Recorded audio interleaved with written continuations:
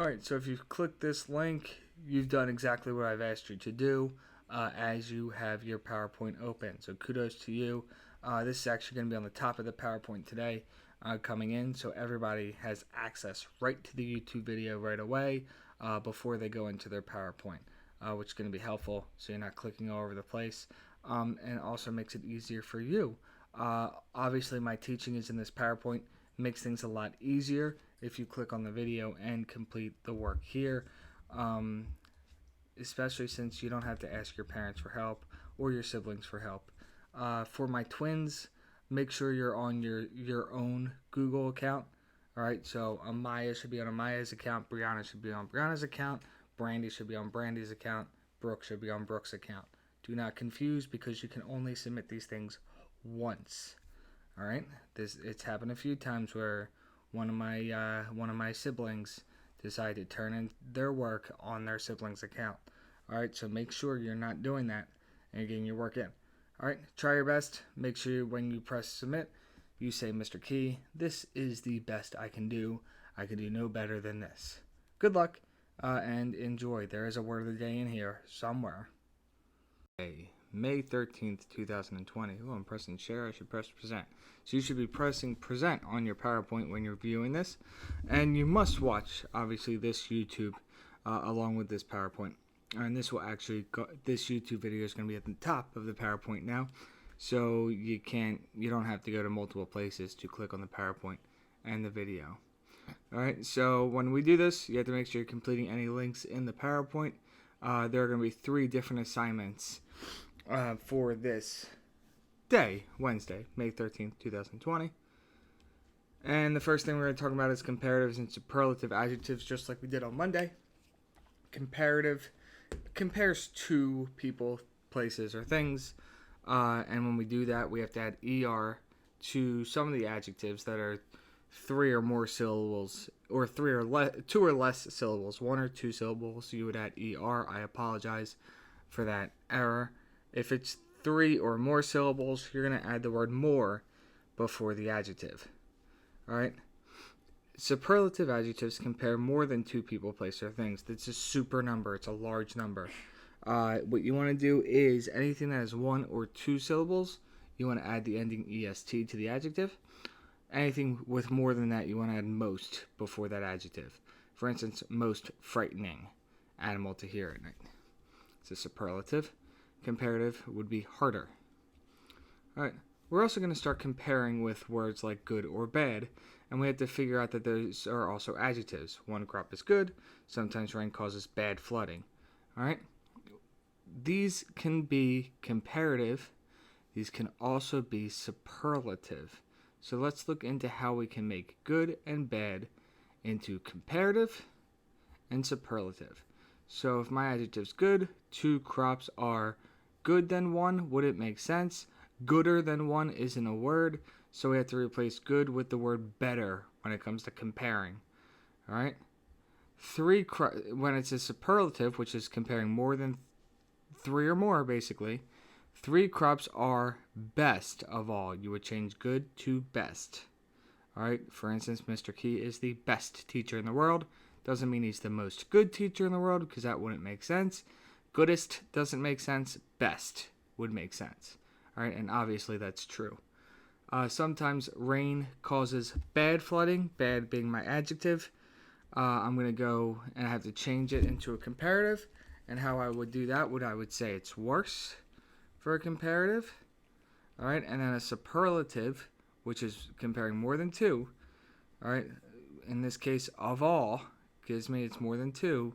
It would be worst. So let's practice this together. We're going to do number 1 together.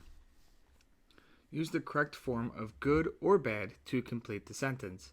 Identify whether this is comparative or superlative. All right, so our wagon had a blank time crossing the river, then crossing the mountain. Crossing the river, crossing the mountain, those are 2 things. So I have to change bad into my comparative, which would be worse. Our wagon had a worse time crossing the river than the mountain, and this is a comparative, comparing basically with good or bad. All right. Actually, we can do number 2, and then you can do number 3, 4, and 5 by yourself. All right. When we traveled along the prairie, things got a lot what? All right. So as you're traveling along the prairie, things would it be worse or worst? All right. When we traveled along the prairie, things got a lot worse, or when we traveled along the prairie, things got a lot. Oh, sorry. This is good. I apologize. Better or best? When we traveled along the prairie, things got a lot better, or when we travel along the prairie, things got a lot best. So which sounds better? Well, it would be better. Better. Good job. So right now I want you to pause the video. Right, and I want you to complete numbers 3, 4, and 5 here. And then when you're done, I want you to come back to the video. Alright, well, welcome back. We're going to do number 3. We hope we do not have a blank night than last night. I have to use the word bad. How can I change it? Good job, would be worse. I hope we do not have a worse night than last night. Good work. Number 4, we heard the blank wolf sounds of the season. Alright, would that be worse or worst when it comes to bad? It would be worst. Good work. And number 5, Mom made the blank breakfast for us. I'm going to use good. Would it be better breakfast for us, or would it be best breakfast for us? Good, that would be best. Great job, everyone. Alright, so what we're going to do is we're going to check out our grammar, 4.3.2. Alright, so you can have your grammar book out. And we can click on the form, which is going to bring us to our work today, which is going to be handed in. So you're going to write your name, whatever your name is, whoever your homeroom teacher is. Is it Mr. Key, Miss Woodbridge, or Miss Polly? Alright, that means the teacher you have first thing in the morning. For instance, Tylea Goodman has Mrs. Woodbridge for homeroom, so she would click Mrs. Woodbridge. Even though she wants to be in Mr. Key's class in homeroom, she has Mrs. Woodbridge. Alright, so let's look at the comparing with good or bad sheet. We have our directions here. We also have what good is as a comparative, and what good is as a superlative, what bad is as a comparative, and what bad is as a superlative. Alright, we would read our directions, but I also put them here. So it says look at the form of good/bad. If it is used correctly, fill in the letter C. If it is incorrect, type the correct form of the word. So for instance, many people traveled west because they wanted a best life. Right, that's my form of good. Is that the right answer? Is best work? No, it wouldn't work. So my answer would be better. So I would type in better instead. If it was correct, I would just type in the letter C, and that could be lowercase or uppercase. Doesn't matter. Alright, but in this case, it was wrong, so I'd have to put better. Alright, so you have to complete the rest of them. 2, 3, 4. Alright, and then you have choose the word that correctly completes the sentence at the bottom. School children tried to earn blank scores on their tests. Would it be good scores on their test or best scores on their test? So you check that out, you click on the right one, and then when you finished everything, you would submit. Alright, so good luck on that. You could pause the video, come back to the PowerPoint when you're done, so that you can complete Grammar 4.3.2. Alright, welcome back. We used these words on Monday. We're going to quickly go over them again. Alright. We have our first word is sponsor. Say it. Good job. Generosity. Say it. Good. Goodwill. Say it. Good job. Grateful. Say it. Awesome. Exception. Say it. Good. And finally, sensible. Say it. Good work. So let's look over our skill. We're going to use context clues. Remember, sometimes we come across words we don't know. So it's going to help you to look at words and sentences that surround that word. Alright, so sometimes these are going to give you context clues, which are hints that help you understand that word. So sometimes those can be synonyms, antonyms, definitions, or examples. For example, our floors are made of mahogany, a reddish brown wood. So if I didn't know what mahogany was, I can look for the words around it. Well, it's a type of floor. Alright, obviously. So if it's a floor, I'm thinking that my floors are hardwood. Alright, so let me look to see. Oh, a reddish brown wood. That's what mahogany is. Good. Alright, perfect. Number 2, our puppy is so affectionate. All he wants to do is cuddle and lick my face all day. So if I didn't know what affectionate meant, and I should because I had the word affect last week, all right, and I've used both of these suffixes, ion and ate, at the end. However, if I didn't know what those were, I'd have to look at clues around it. Well, I'm thinking about a puppy, and all the puppy wants to do is cuddle and lick my face. So when I see lick my face, it's kind of like the form of kiss for a dog where they love their owner, which tells me that they're showing affection towards that person. All right, let's look at our next thing. This is Inside Out and Back again. We talked about asking and answering questions on Monday, and we said that good readers think about questions they have during the test. During their story, readers ask questions before, during, and after their reading, which will help them better understand what they read. This also kind of helps clarify anything that confuses them and allows them to answer questions by looking at graphic features and text features throughout. Alright, so today we're going to close read on the elements of poetry.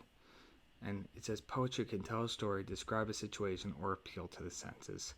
So poetry looks different than other kinds of writing. Well, how is that? Alright, other kinds of writing are written in paragraphs. In this case, in a poem, lines are shown in sections, and we call those sections stanzas. Alright, a stanza. A group of lines within a poem. And how about stanza being the word of the day today?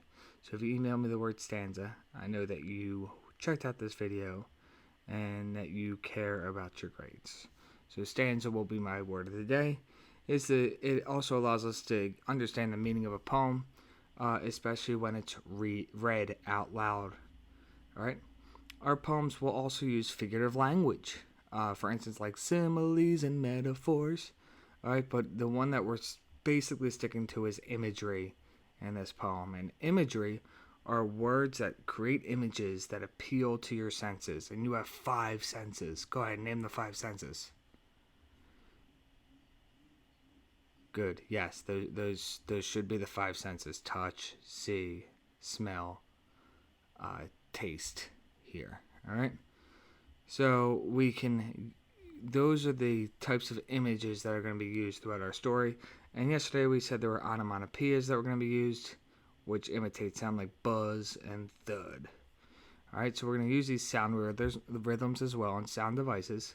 There's going to be rhythm used, all right, which is a pattern of stressed syllables that create a beat, as well as repetition, which are lines or words that are repeated to stress importance. So keep an eye on that, but our focus is really going to be on imagery today and coming up with words around in this poem that show imagery.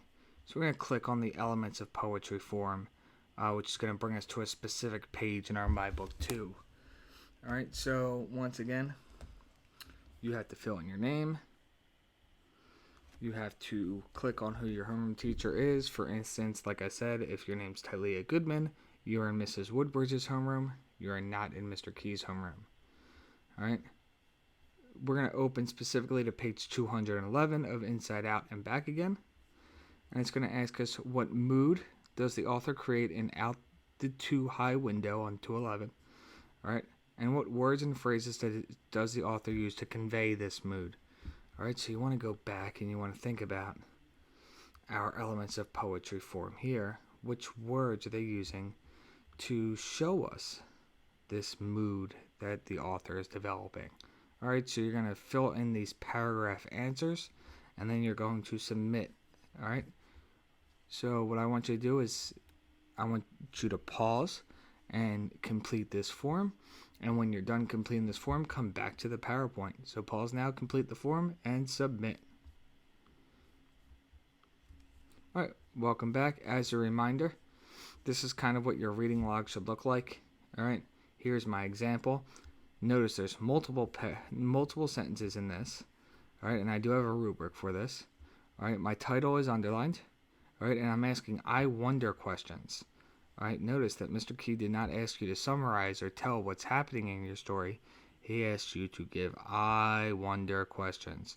So I wonder if students are actually going to do what I ask. All right. And here is what you're responsible for the week.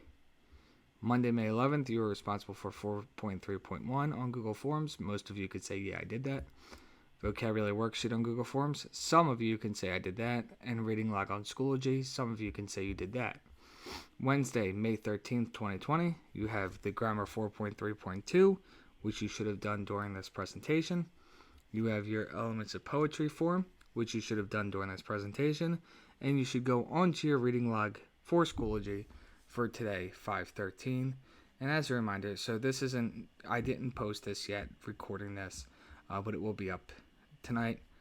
What you would have to do is you'd have to go to Schoology for this information, Abu Dhabi SD Schoology, and then I would go to courses, and for instance, like Mondays, I would go to Monday's folder. Wednesday's folder is going to be up on Wednesday, first thing in the morning. Here's the reading log for Monday, so I would click on that. Alright, and here's actually how I'm being graded. So here's my rubric and how you're being graded. So you would type in what you're reading, alright, plus your I wonder questions, and then press the word post, and that will give us exactly what is expected in ELA for Wednesday, today, as well as Monday. So good luck. Make sure you turn in your work and trying your best. Alright, I'll say reminder that the office hours are today at 1.